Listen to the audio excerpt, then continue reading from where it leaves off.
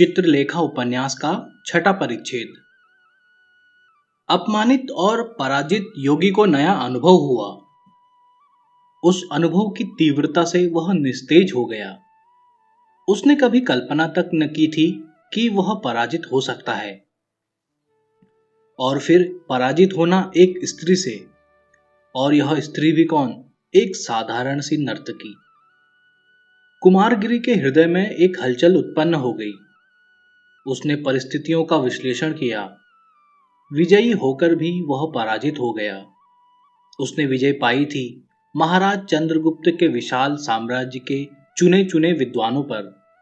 वह पराजित हुआ था अंधकार से, और अंधकार से पराजित होना तो स्वाभाविक ही है। स्त्री से तो बड़े बड़े साधक पराजित हुए हैं, पर वे सब स्त्री के क्षेत्र में पराजित हुए थे, ज्ञान में नहीं। कुमारगिरी की परिस्थिति विचित्र थी।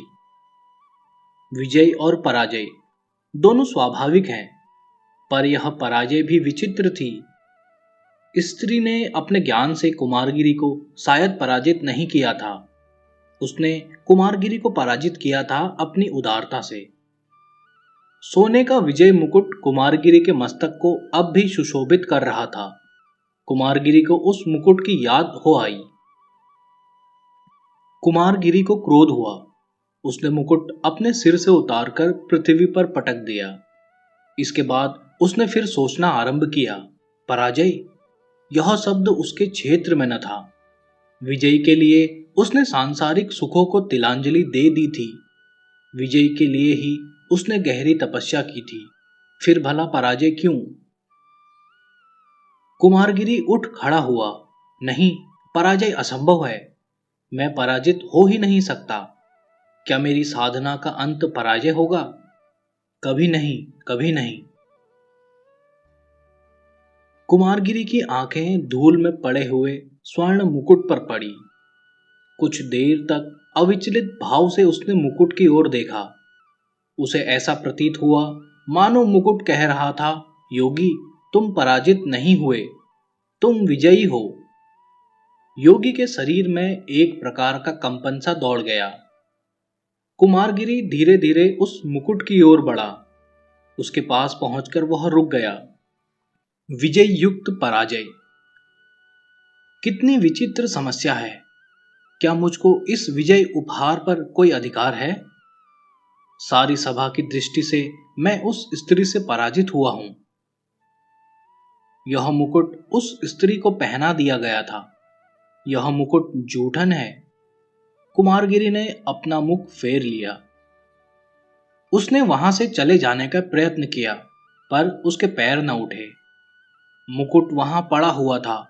चांदनी का उज्जवल तथा श्वेत प्रकाश उसकी शोभा को सहस्त्र गुना बढ़ा रहा था। कुमारगिरी ने मुकुट की ओर फिर देखा, पर मुझको यह मुकुट कैसे मिला? जिसको सारी सभा विजयी समझती है, यदि वही अपने को मुझसे पराजित समझे, तो फिर विजयी किसकी?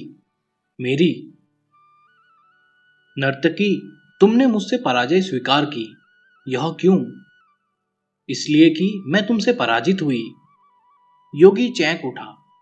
सामने चित्रलेखा खड़ी थी। उसके मुख पर मधुर मुस्कान किलोल कर रही थी। उसकी आंखें हंस रही थी।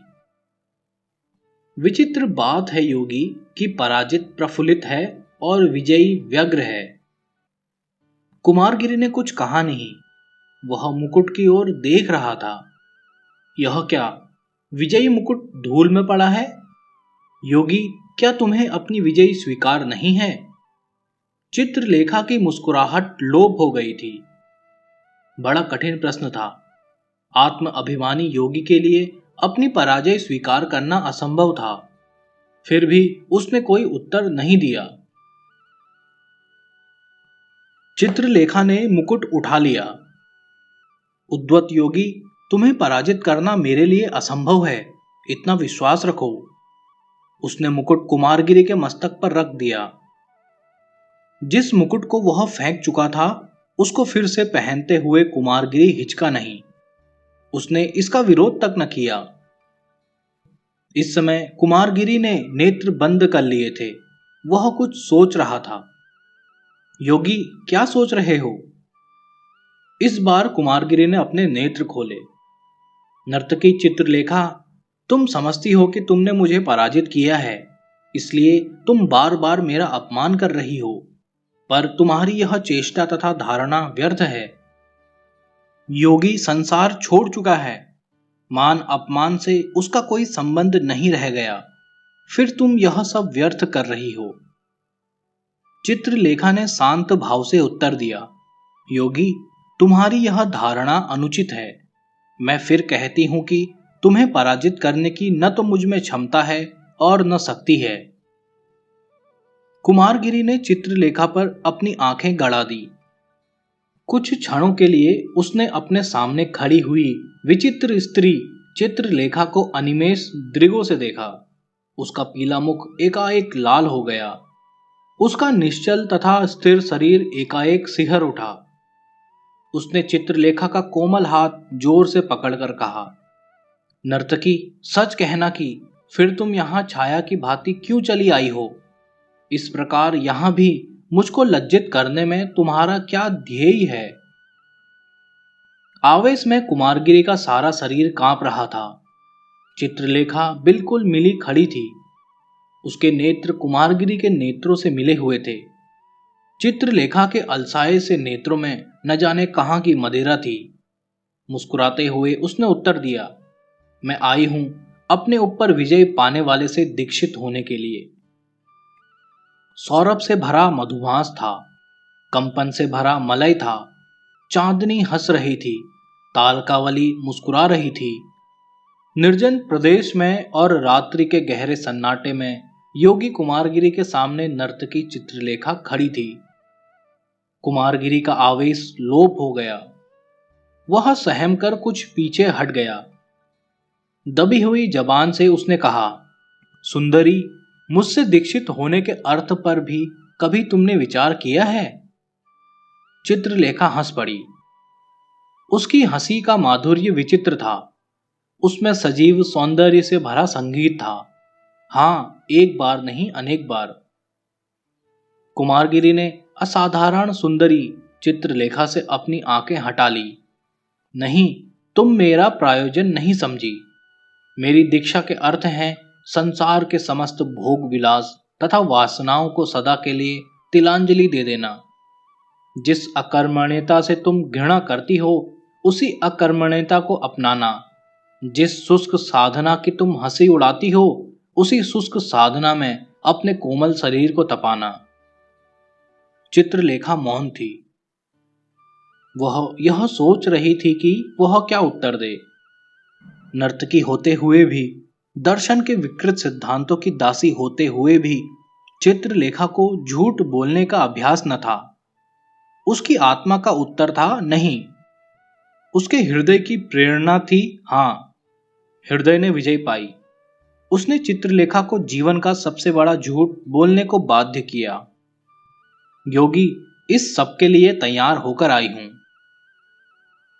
इसके लिए तैयार होकर आई हो? कुमारगिरी निष्प्रभ हो गया। सुंदरी, तुम भूल कर रही हो। जो कुछ तुम करने के लिए प्रस्तुत हो, वह बड़ा कठिन काम है। प्रत्येक व्यक्ति यह नहीं कर सकता। जानती हो, ममत्व का विस्मरण बड़ा दुख साध्य कार्य है। तुम इसे न कर सकोगी। चित्रलेखा गंभीर हो गई। ठीक कहते हो योगी, यह कठिन अवश्य है, पर असंभव नहीं है। योगी कुमारगिरी ने एक बार सिर से पैर तक चित्रलेखा को देखा। चित्रलेखा के वस्त्र शरीर पर वही थे जो वह नृत्य के समय पहने हुए थी। वही सौंदर्य और वही मादकता। चित्रलेखा की आंखों में आकर्षण था और उल्लास था। कुमारगिरी ने मन ही मन कहा, यह स्त्री असाधारण सुंदरी है।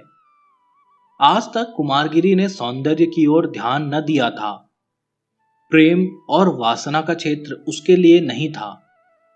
उस सौंदर्य से योगी के हृदय में एक हल्का सा कंपन हुआ। प्रथम बार योगी ने इस कंपन से युक्त सांसारिक सुख का अनुभव किया। वह सुख कितना विचित्र था। उसने कहा, सुंदरी चित्रलेखा, तुम्हें दीक्षा देना कहां तक उचित है, इस पर विचार करना होगा। मैं अभी कुछ नहीं कह सकता। अभी तुम कुछ नहीं कह सकते योगी? चित्रलेखा ने कुमारगिरी के शब्द दोहराए। क्यों? क्या तुम्हें मुझ पर विश्वास नहीं, या तुम्हें अपने पर ही विश्वास नहीं? योगी, यह याद रखना, मुझे दीक्षा देने या न देने का अर्थ तुम्हारे लिए चाहे कुछ भी हो, पर मेरे लिए यह जीवन मृत्यु की समस्या है, और इस दृष्टि से तुम्हारा बड़ा उत्तरदायित्व है। यदि किसी के पास जल है और वह व्यक्ति पिपासा कुलित अतिथि को जल देने से इनकार कर उसे प्यास से तड़प तड़प कर मरते देखता है, तो यह समझ रखना वह बहुत बड़े पाप का भागी होता है। उसकी आत्मा को सुख मिलना असंभव है। इस उत्तर से कुमारगिरी सहम उठे। सुंदरी, तुमसे सारी बातें स्पष्ट रूप से कह दूं, तुम्हें दीक्षा देने में मुझे इसलिए संकोच होता है कि तुम में दर्शन के विकृत सिद्धांतों ने जड़ जमा रखी है। उन सिद्धांतों के साथ तर्क है और उन सिद्धांतों पर विश्वास करने वाले व्यक्ति में प्रभाव। मैं डरता हूं कि कहीं उन सिद्धांतों को तुमसे निकालने की जगह मैं ही न उनमें फंस जाऊं। नहीं, यह नहीं। कुमारगिरी रुक गया। अपनी मानसिक दुर्बलता को उसने पहली बार अनुभव किया था और अनजाने में प्रकट भी कर दिया था। दुर्भाग्यवश उसने इस दुर्बलता को प्रकट किया एक नर्तकी के सामने। कुमारगिरी को अपने ऊपर क्रोध हुआ। उसका शांत मुख उद्विग्नता से लाल हो गया। सुंदरी, मैंने जो कुछ कहा उससे कोई प्रयोजन नहीं। अब तुमसे मेरी केवल इतनी प्रार्थना है कि तुम यहां से चली जाओ। मुझे समय दो कि मैं परिस्थितियों पर विचार करूं। बहुत अच्छा योगी, यदि तुम्हें मेरी उपस्थिति से कुछ दुख होता है तो मेरा यहां से चला जाना ही उचित होगा। तुम समझते हो कि जो स्त्री तुम्हारे सामने खड़ी है वह अंधकार है, माया है। तुम्हें मेरे विकृत सिद्धांतों से भय होता है, पर यह तुम्हारी धारणा निर्मूल है। जिस समय मैं तुमसे दीक्षा लेने चली थी, उसी समय मैंने अपने विश्वासों को, भावनाओं को तथा संस्कारों को तिलांजलि दे दी थी। और रही स्त्री के अंधकार तथा माया होने की बात, योगी, वहां भी तुम भूल करते हो। स्त्री शक्ति है, वह सृष्टि है यदि उसे संचालित करने वाला व्यक्ति योग्य है। वह विनाश है यदि उसे संचालित करने वाला व्यक्ति अयोग्य है। इसलिए जो मनुष्य स्त्री से भय खाता है वह या तो अयोग्य है या कायर है। अयोग्य और कायर दोनों ही व्यक्ति अपूर्ण हैं। चित्रलेखा वहां से चल दी। कुछ दूर जाकर वह रुकी। कुमारगिरी की दृष्टि शून्य में गड़ी हुई थी। चित्रलेखा ने कहा, हाँ, एक बात कहना मैं भूल गई थी, वह यह कि मैं तुम्हारे पास यहां कल फिर आऊंगी। तुम्हें विचार करने का यथेष्ट समय दे रही हूं। यदि मुझे दीक्षा देना उचित समझना तो कल बतला देना। अच्छा, श्री चरणों को दासी का प्रणाम। कुमारगिरी ने चित्रलेखा को जाते देखा। वह एकाएक चैंक उठा। चित्रलेखा के स्वर का संगीत उसके कानों में गूंज रहा था। उसके सौंदर्य की आभा उसकी आंखों के आगे नाच रही थी। वह उस अतृप्त शराबी की भांति चित्रलेखा को देख रहा था, जिसको संज्ञाहीन हो जाने का भय हो और जिसके सामने सुगंधित मदिरा बह बह कर धूल में मिली जा रही हो। कुमारगिरी के लिए अपने को रोकना असंभव हो गया। उसने चित्रलेखा को पुकारा, सुंदरी, ठहरो। कुमारगिरी की आंखें झुक गई। उसकी आत्मा ने हृदय की उच्च श्रृंखलता का विरोध तो अवश्य किया, पर हृदय ने यह कहकर मुझे इस स्त्री की बातों का उत्तर देकर अपनी स्थिति को स्पष्ट कर देना आवश्यक है, आत्मा की भर्त्सना को टाल दिया। चित्रलेखा लौट आई। उसके मुख पर मुस्कान थी और हृदय में कंपन था।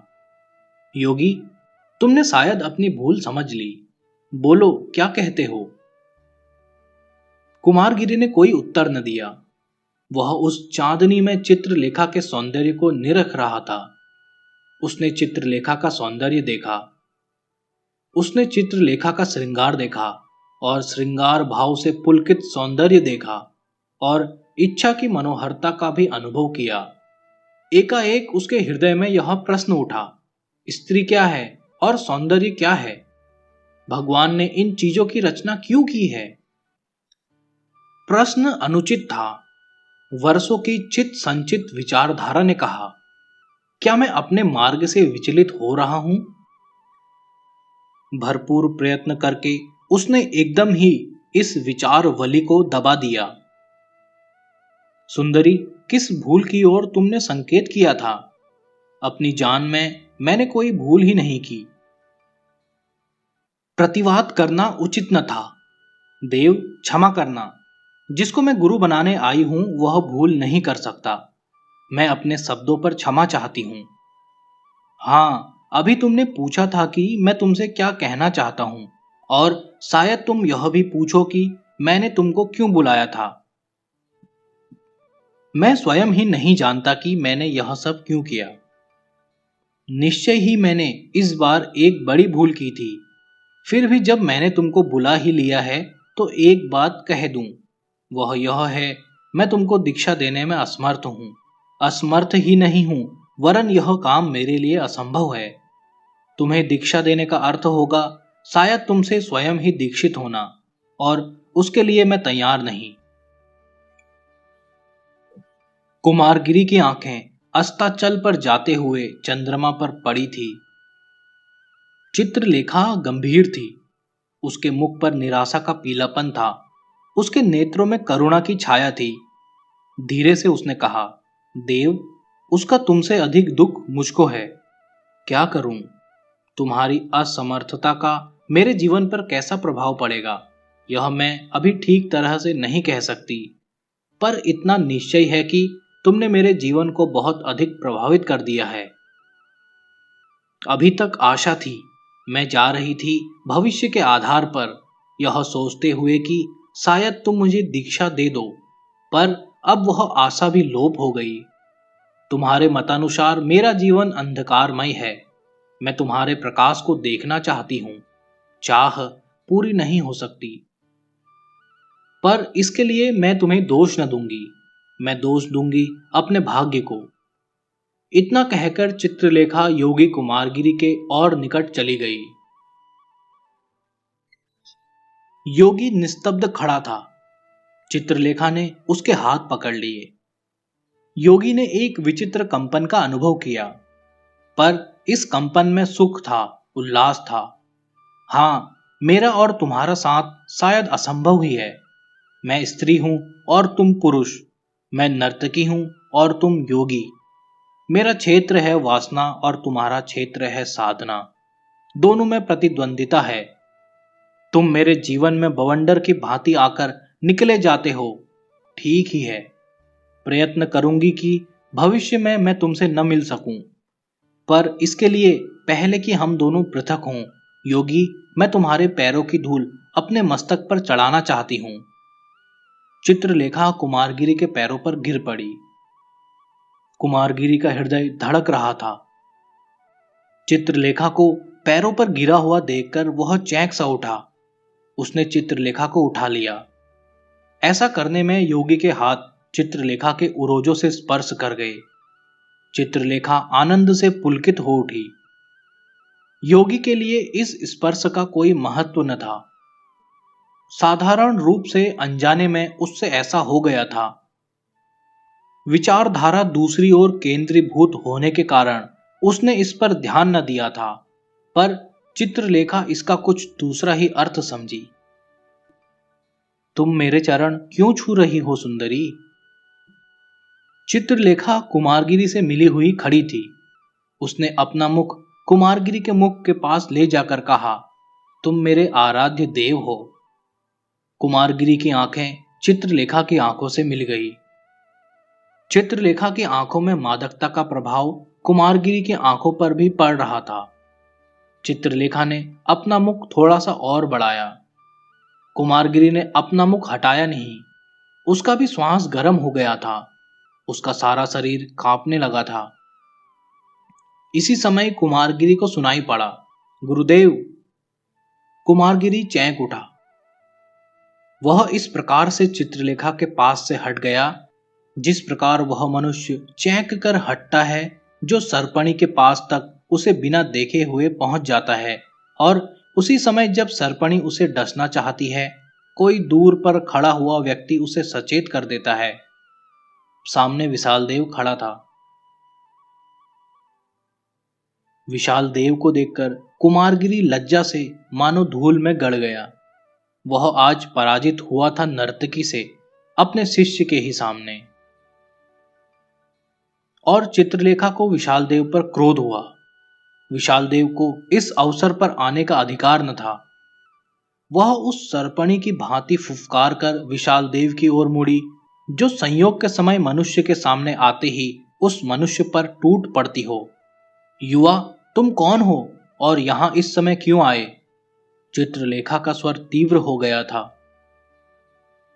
मैं गुरुदेव का शिष्य हूं और इतनी अधिक रात्रि बीतने पर भी गुरुदेव के न लौटने के कारण मैं उन्हें ढूंढने चला आया था।